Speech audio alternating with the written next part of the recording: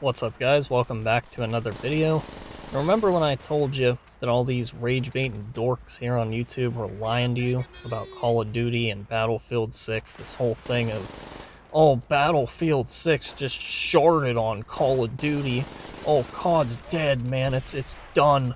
Battlefield 6 killed it. It's just over. Because, the Steam numbers, man, the Steam numbers show it. Well, it turns out that Battlefield 6 just got sharded on as well on Steam, because now it has less than 100,000 current players and can barely pull 120,000 peak. You realize how bad that is for a game that had 500,000 players, and that clearly the preferred platform for that game was Steam? You can tell it's a preferred platform because on launch, it had 500,000 players. You do realize that, right? Whereas when you compare it to Call of Duty, yeah, the Steam numbers suck for it, but it sucked on there for years because, like I tried to say before, it's not the preferred platform for Call of Duty. It doesn't have the best performance. Battle.net does. Matter of fact, let me throw it up on screen for you. Shows it right here. You know, facts are not attacks. Try to tell you, dude. I'm not here to rage bait. Do all my research before I make one of these videos.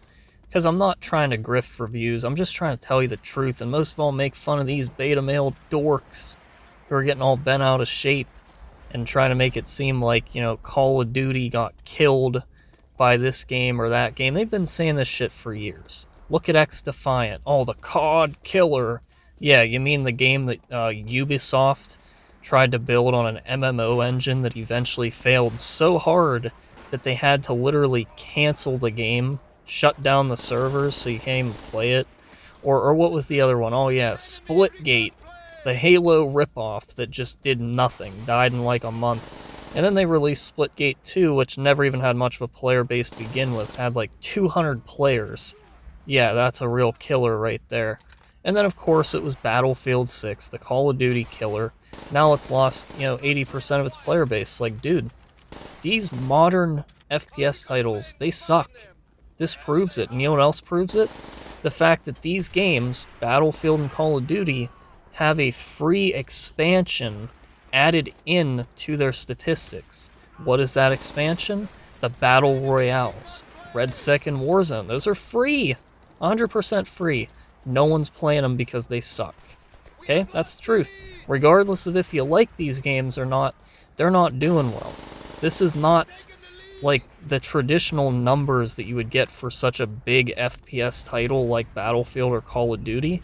This is why I'm starting to have problems with these console numbers that people bring up. Oh, most played games, and you always see COD with, it's in the top 5. Call of Duty's in the top 5 every single year. But is it really, though? Is it really in the top 5? Or is it just showing that because console players just don't have anything else to play? Which is kind of true, because if you think about it, if you're into like military-style games on console, especially now, you're very limited on choices. You have COD, you have Battlefield, you have Rainbow Six Siege, which is actually probably the better option to play right now, because it's free to play.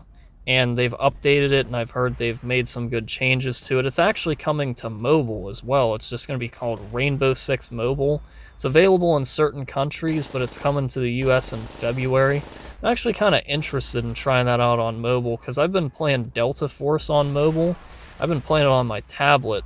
It's pretty fun, but I just wish they had, like, controller support. Like, who the fuck releases a mobile port in the current year without controller support? Like, that's just dumb as hell. But it's still pretty fun, and the graphics look very good for a mobile game. Definitely performs a lot better than when Call of Duty tried to do Warzone mobile. Do you remember that fucking atrocity?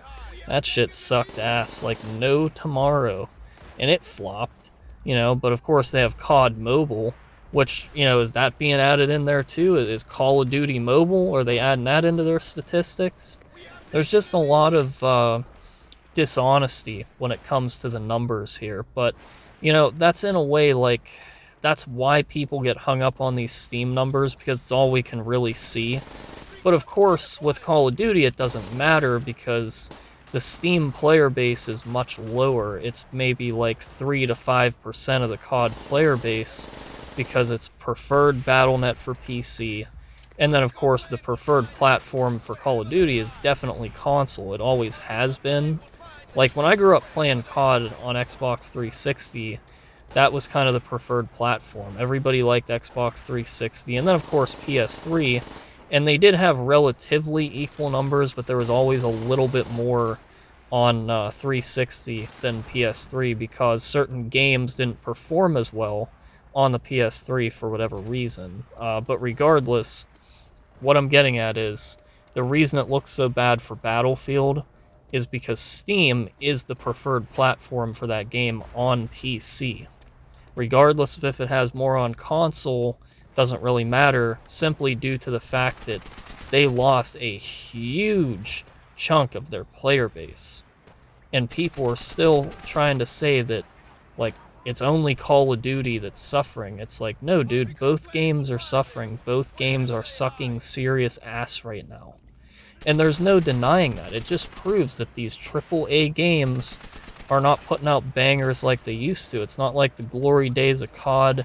It's not like the glory days of Battlefield with games like, Bad Company 2, Battlefield 3 and 4, even Battlefield 1 I liked. And a lot of people didn't like it because of the, older weapons and the trench warfare, and it, wasn't necessarily as traditional compared to the other Battlefield games. But I liked it, dude. I thought it was pretty solid. And this game, it's complete loss of identity, trying to just be like Call of Duty.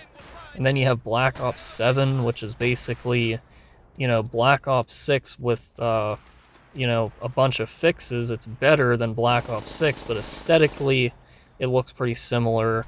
And then you have the release of the, first zombies maps here, the launch maps. And they really just don't look that interesting. Like, yeah, the beta was fun. I thought the beta was fun, but that was literally just Farm 2.0. So I really don't think that either of these games are going to do much this year. It's kind of a shame, but unfortunately it just is the way it is. And to sit there and try and rage bait and say that one is going to do better than the other, it's just simply inaccurate. So anyways, I hope you enjoyed. I will see you in the next one.